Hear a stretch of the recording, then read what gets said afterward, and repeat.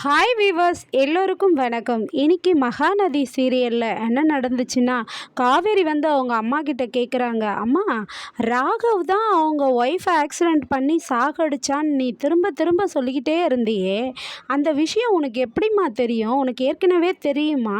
சொல்லுமா, உனக்கு எப்படி தெரியும் நீ சொல்லிட்டு இருந்தேன்னு கேட்குறாங்க. உடனே அவங்க அம்மா சொல்கிறாங்க, ஆமாண்டி, எனக்கு தெரியும்டி.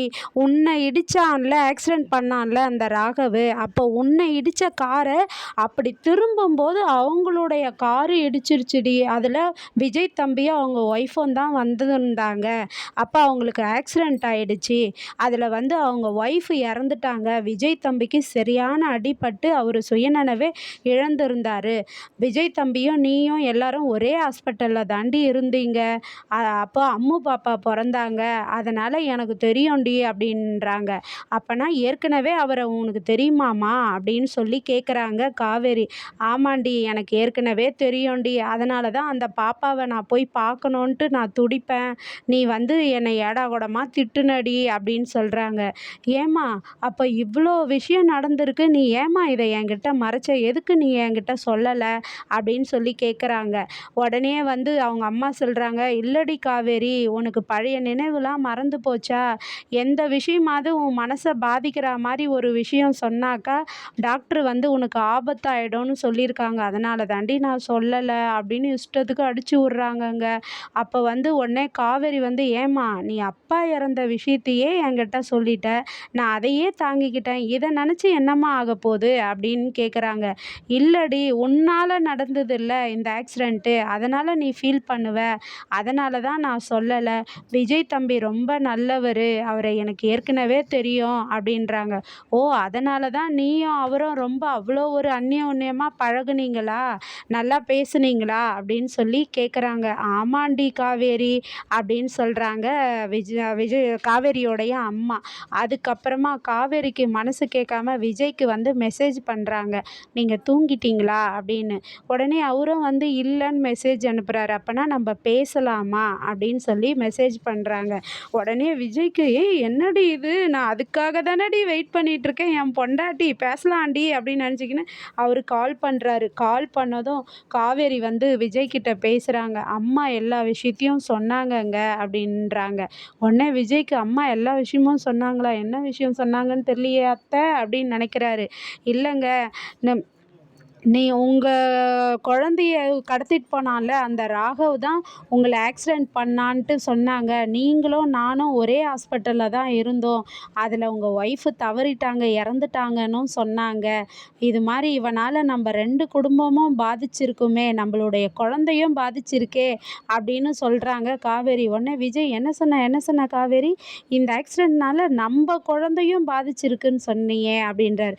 இல்லைங்க, வாய் தவறி வந்துருச்சுங்க, நம்ம அம்முவும் பாதிச்சிருக்காங்களேன்னு சொல்ல வந்தேங்கன்றாங்க. உடனே விஜய் மனசுக்குள்ளே நினச்சிக்கிறாரு, நீ பொய் சொன்னாலும் தவறி சொன்னாலும் நீ உண்மையை தாண்டி சொல்கிற என் பொண்டாட்டி அப்படின்னு நினச்சிக்கிட்டு சொல்லு காவேரின்றாரு. அதனால் எனக்கு ரொம்ப உங்களை பற்றி கேட்டதுமே எனக்கு ரொம்ப கஷ்டமாக இருந்ததுங்க. இவ்வளோ நாள் வந்து நீங்கள் என்ன இப்படி வீட்டுக்கு வரீங்க போகிறீங்க, இது மாதிரி பழகுறீங்களே அம்மா கிட்டலாம் அப்படின்னு சொல்லிட்டு எனக்கே உங்கள் மேலே கோவமாக இருந்தது.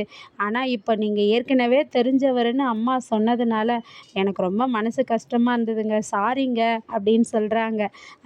அதனால தான் உங்ககிட்ட இப்போவே பேசணும்னு தோணுச்சு, நான் ஃபோன் பண்ணேன் அப்படின்னு சொல்கிறாங்க. உடனே விஜய், பரவாயில்ல காவேரி, நான் ஒன்றும் நீ எந்த சொன்னதுக்கும் நான் ஹர்ட் ஆகலை அப்படின்னு சொல்லிட்டு விஜய் சொல்கிறாரு. சரிங்க, நீங்கள் தூங்குங்க அப்படின்றாங்க. இல்லை எனக்கு தூக்கம் வருதுன்னு நீ ஃபோனை வைக்க வேண்டாம் அப்படின்றாரு. இல்லைங்க, நாளைக்கு பேசலாம் அப்படின்னு சொல்லிட்டு உடனே ஃபோனை வச்சிடுறாங்க.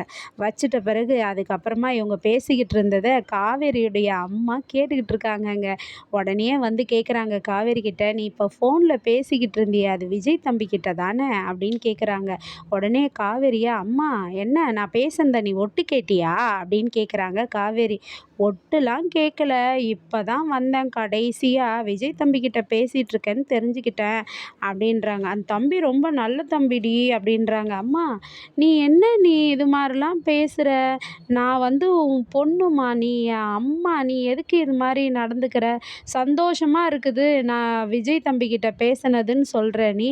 ஒரு பொண்ணு நைட்டு நடு ராத்திரியில் ஒருத்தர்கிட்ட ஃபோனில் பேசியிருந்ததை கேட்டதும் சந்தோஷமாக இருக்குதுன்னு சொன்ன அம்மா நீதாம்மா அப்படின்றாங்க. உடனேயே வந்து ஒரு மாதிரி ஆயிடுறாங்க அவங்களுக்கு. அதுக்கப்புறம் காலையில் பொழுது விடிஞ்சதும் என்னடி விஜய் தம்பிக்கா மெசேஜ் பண்ணுற அப்படின்னு கேட்குறாங்க. அம்மா என்னம்மா நீ சும்மா சும்மா பேசிகிட்டு இருக்க முடியுமா அப்படின்றாங்க. ஏண்டி அந்த தம்பி நல்லவர் தானே நீ பேசுன்றாங்க. அம்மா நீ எனக்கு அம்மாவா என்னன்னு எனக்கு தெரியவே இல்லை, நீ ஸ்ட்ரிக்டான மம்மியாக தானே இருந்த, ஏன் இப்படி இருக்கிறன்றாங்க. அதுக்கேற்ற மாதிரி விஜயும் மெசேஜ் அனுப்புகிறாருங்க குட் மார்னிங்னு. அதை பார்த்து ரொம்ப சந்தோஷப்படுறாங்க காவேரி. காவேரிக்குள்ளவும் காதல் வளருதுன்னு நினைக்கிறேன். மீண்டும் தொடர்ந்து இந்த சுவாரஸ்ய கதைக்காக காத்திருப்போம். நன்றி. மீண்டும் தொடர்க.